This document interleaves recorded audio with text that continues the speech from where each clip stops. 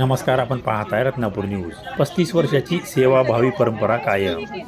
हरंगुळ येथे श्री संत साधू महाराजांच्या पालखीचे गुरमे रेड्डी परिवाराकडून जल्लोषात स्वागत. ही सेवा अशीच अखंड चालवत राहू असे रत्नापूर न्यूज चॅनलशी बोलताना गुरमे परिवाराने सांगितले.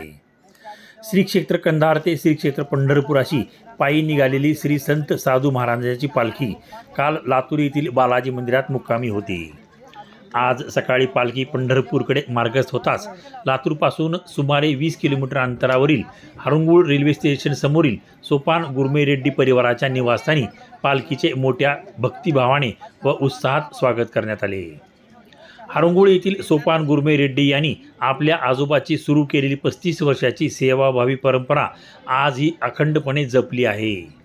पालखी आगमनानंतर महाराजांचा यथोचित सन्मान करण्यात आला.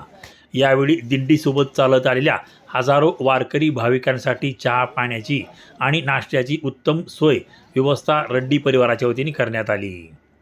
विशेष म्हणजे गुरमे परिवारातील लहानापासून ते ज्येष्ठांपर्यंत सर्व सदस्य स्वतः वारकऱ्यांची विचारपूस करत त्यांना प्रेमाने चहा पाणी व नाश्ता देताना दिसून आले. सेवाभाव, आपुलकी आणि आदराने हे सुंदर चित्र प्रत्येकाच्या मनाला स्पर्श करून गेले. गुरमे परिवाराच्या घरासमोर असलेल्या मोठ्या डेरेदार वडाच्या झाडाखाली दिंडीतील अनेक वारकरी काही काळ विसावले.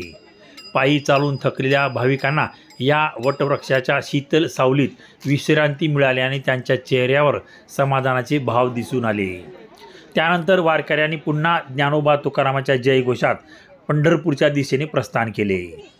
गेल्या 35 वर्षापासून आमचे आजोबा ही सेवा करत आहेत. त्यांच्याकडून मिळालेला सेवाभावाचा वारसा आम्ही जपत आहोत.